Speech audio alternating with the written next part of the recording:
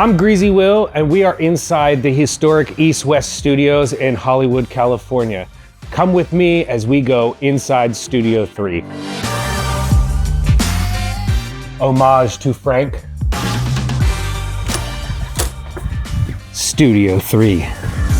This is EastWest Studio 3, and it's literally one of the most historic rooms in all of Los Angeles. But not only that, it's one of the most copied rooms in all of the world, because famously, this is the home of the 1965 classic Pet Sounds by the Beach Boys. Now, at that time, there was not this beautiful Trident A range, and there was not this beautiful outboard gear, but there was this beautiful live room. Now, like I said, Beach Boys, classic album. This is one of my favorite records. It's something that I found later in life. I've always been hearing Pet Sounds songs, but I never really listened to the whole album until I got older. And I'll tell you, brilliant fucking record. Inside the live room here, you'll notice a lot of really cool, unique features. One of the things that I love about this, the guy who built this entire studio was a legendary engineer named Bill Putnam. And Bill Putnam was notorious for using just found materials and the most basic type things every time he did anything.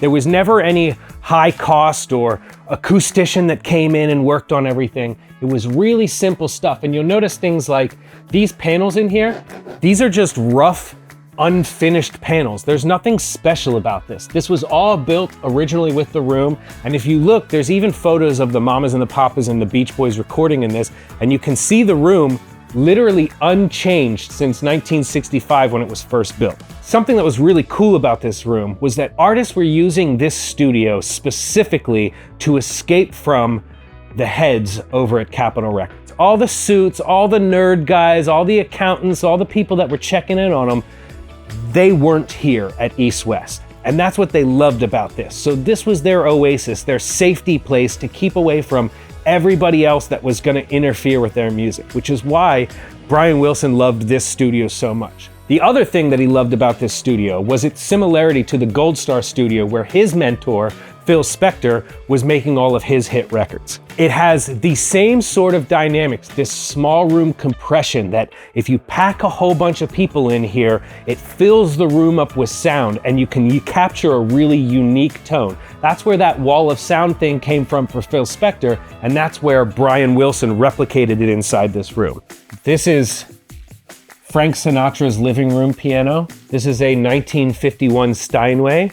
It is one of the most dinged up and beat up pianos I have ever seen in a studio, but it plays and feels so perfect. Something that's really cool about EastWest in general is that every studio has its own personality. It's not 3 or 4 of the same studios replicated.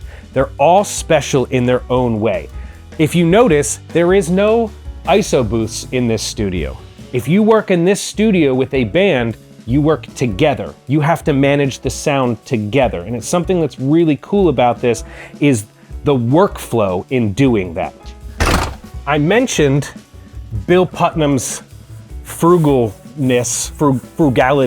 You'll notice all of the doors in EastWest that are the studio doors are these old freezer door style doors. These are super thick and they're super heavy, and whenever they come closed and are rock solid. The reason that these exist is because before EastWest was a studio, it was also a grocery store. And I would probably guess that when Bill Putnam first found this room, it was a freezer room, and that's why it was built the way that it is. He didn't modify the rooms greatly whenever he came into them. He just found their qualities and enhanced them.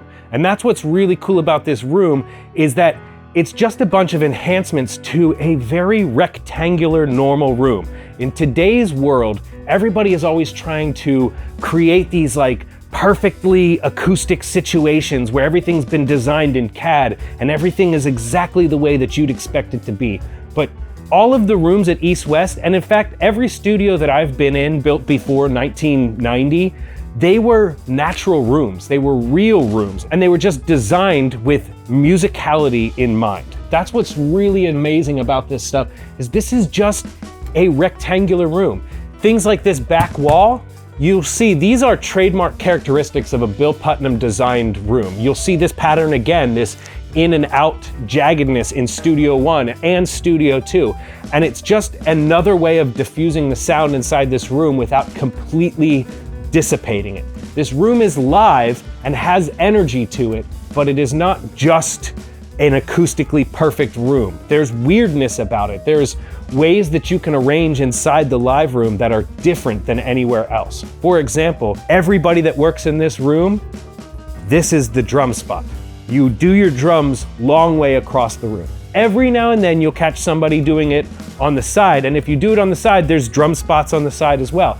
But for the most part, everybody that tracks drums in this room tracks them here facing that way. And it's both a sightline situation and an acoustic situation. The longer way of the room gives you the most throw, gives you the largest decay before it hits those room microphones that will be at the other side. Let's go into the control room and talk about this amazing console. This is one of only 13 consoles that were ever made by the Trident company, and one of only 6 remaining in the world. I pretty much know where every one is, with the exception of maybe 1 or 2. I heard a rumor, I don't know if this is true, but I heard a rumor that the Vatican actually has one.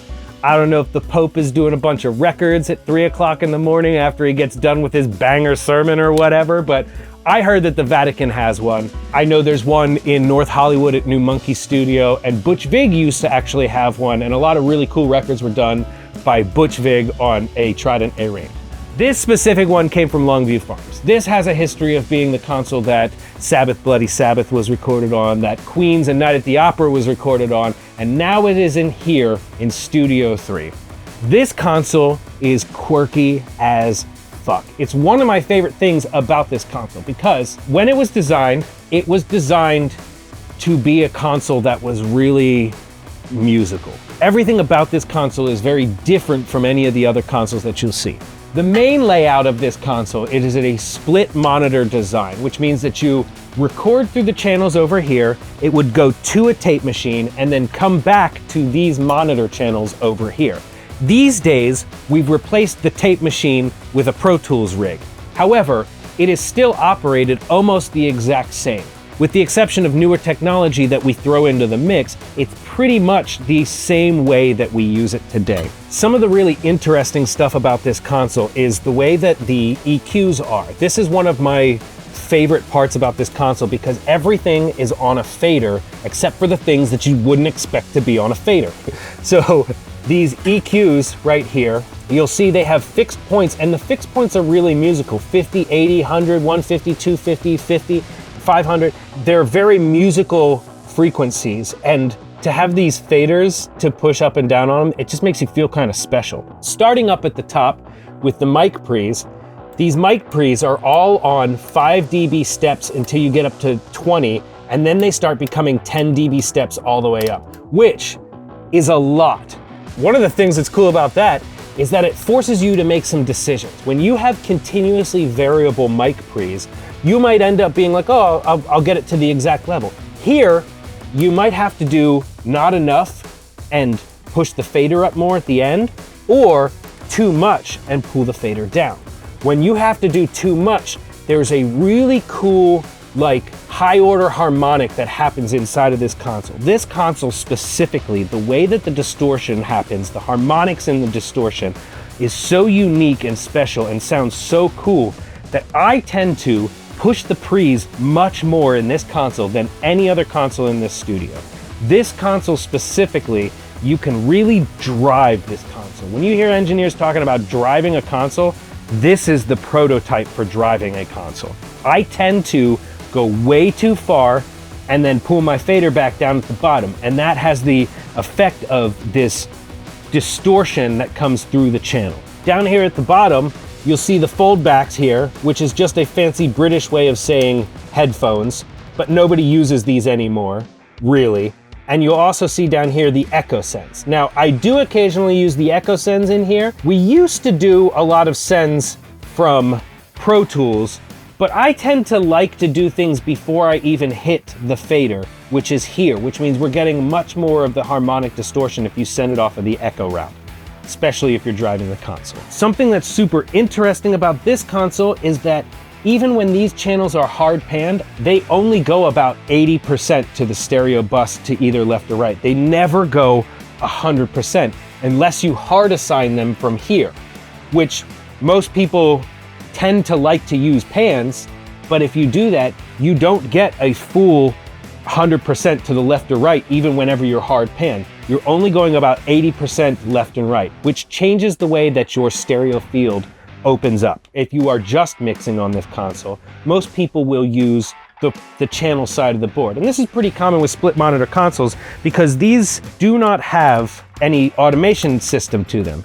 But over on this side, we have the original flying faders system, which is one of the funniest things to me because these older studios have to interface the old technology with the less old technology with the computers that still exist or are now in our modern technology. So it is a blend of every single type of technology, literally from the 1960s to current day. Now, I mentioned before, this was not the original console in here. If you look at the old Beach Boys videos, you'll see that they had a Universal 610 console, which makes sense. Obviously, Bill Putnam had his own consoles in here.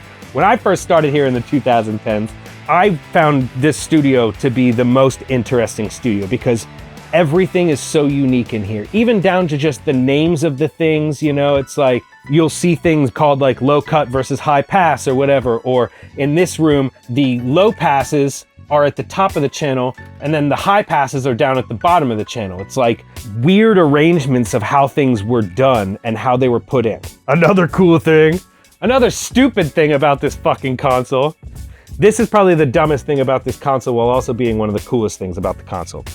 All of this patch bay you'll see is the old military 1/4 inch. Now this is like the standard for an older console, but as you can see, it takes up way more space. This patch bay looks enormous, but it's actually not that much stuff. Everything is all 1/4 inch, and they use these old 1/4 inch TRS cables. And they're not to be confused with your standard like current day TRS cables. They look entirely different. They have this little ball on the end of them. They're kind of weird looking. The reason that is when this console was made, a lot of the electronics equipment that was used for this technology was World War II surplus. Everybody had been racing to get technology on the audio level to where Germany was at. Shout out World War II Germany for advancing both rocket science and audio engineering, and not much else. But that's why this is like this, is because this is surplus military patch bay technology. The layout of this patch bay is pretty normal. You'll find the same things, but it does have 2 insert switches on here. There's the pre-EQ insert switch that over here does not require a switch. And then the post-EQ insert is on a switch that you actually have to engage on the channel, where the pre-EQ happens automatically as soon as you patch into it because it is half normal. One of the most one of the strangest things about this fucking patch bay is that the insert sends and returns are not balanced. The outputs are balanced, the direct outs are balanced, but the insert sends and returns are not balanced. And this console is a pin 3 hot console. A lot of things are pin 2 hot, but this is pin 3 hot. Pin 2, pin 3, pin 2, pin 3. Pin 2 hot versus pin 3 hot. Now, on a normal cable, this is pin 2, this is pin 3, and then this is the shield. If we are talking about this console though, this tip here is pin 3. Most gear is expecting this to be the hot signal, all right? Now, if it's a stereo thing, it's like a left, right, and then the shield. But this is not a stereo thing, this is a balancing thing. And in this situation, it's expected that pin 2 is going to be the hot signal going into gear. If it doesn't see that on the other side, because in actuality, whenever it gets to the XLR inputs, it's going to expect it to be here, but it's actually gonna be here. And that's the problem with the gear. It's just looking for signal where it's told to look for signal. And if it's not there, it's gone. Which in my earliest days was not accounted for in the outboard gear. So a lot of times you'd have the signal get dropped as it went through the outboard gear because it's pin 3 hot, and the gear was not accounted for on the other side as being pin 3 hot. So it just would lose a leg, it would just drop off, and then you'd have either a 6 dB reduction in the signal, or it would just be gone completely. So that was like a warning sign for me that something was wrong, is if the signal changed whenever I would patch out or patch in. If you don't know about the pitfalls in this console, you can get into a lot of trouble really, really fast. The monitor section of the Studio 3 Trident A range. This is actually still, of the 3 rooms, used the most, I would say, because the monitor section in here sounds really good. There's not a lot to it. The only EQ on the monitor section is a 50 hertz and a 10K hertz. There's echo sends over here, but almost nobody uses them. And the foldbacks over here are not used because of the Hearback Pros. This monitor section then goes to an API 990 bus that's been replaced inside this console. Something that happens a lot with older consoles, especially ones that are from the 60s and 70s, is that as time goes on, we lose the ability to replace them with their original things. Like I said, there's only 13 of these ever made, and only 6 of them remain. The others have been chopped to shit, and there's nothing left of them, of the original parts. So if you need to do something like fix the stereo bus in here, you need to find another stereo bus, which in this room is an API 990. So you have all Trident channels, but an API as the stereo bus. Inside the master section over here, if you look at an SSL, the master section is so complicated and there's so many things, and it's actually somewhat intimidating to look at these master sections to see there's almost nothing here. There's simply switches to go between the speaker selectors, which in here is the ATCs up top, the NS10s right here, and then you can add any alternate speaker that you want, usually something active in a mid-size kind of feel. Other than that, you have your source selections, which can be either the monitor in here or the 2-mix. If you do the 2-mix, it's coming from the console side. If you do the monitor, it's coming from the monitor side. And then also you have different 2 tracks, which here are set up right now to be an 1/8 inch because everybody wants to play their iPhone, and the Mac itself, which is the computer, so you can play stuff off of there. And then there is 1 or 2 other free that you can patch into if you ever need to. Over here, we have simply just the monitor control level, a mono switch, a dim switch, and a talkback switch so you can speak. And also there's a second talkback switch, which all the rooms at EastWest use the Brainstorm talkbacks for their switches. That is an extremely in-depth look at the Studio 3 control room and live room. Personally, I think that this room is so cool because this is where you start your career at EastWest. Like it is the smallest of the rooms, and it's also the lowest price of the rooms, despite its legendary status. It's actually the most affordable of the rooms that you can still track a band inside of. And working in here is typically, a lot of the times you get newer bands or bands on a budget, which means they get an assistant on a budget.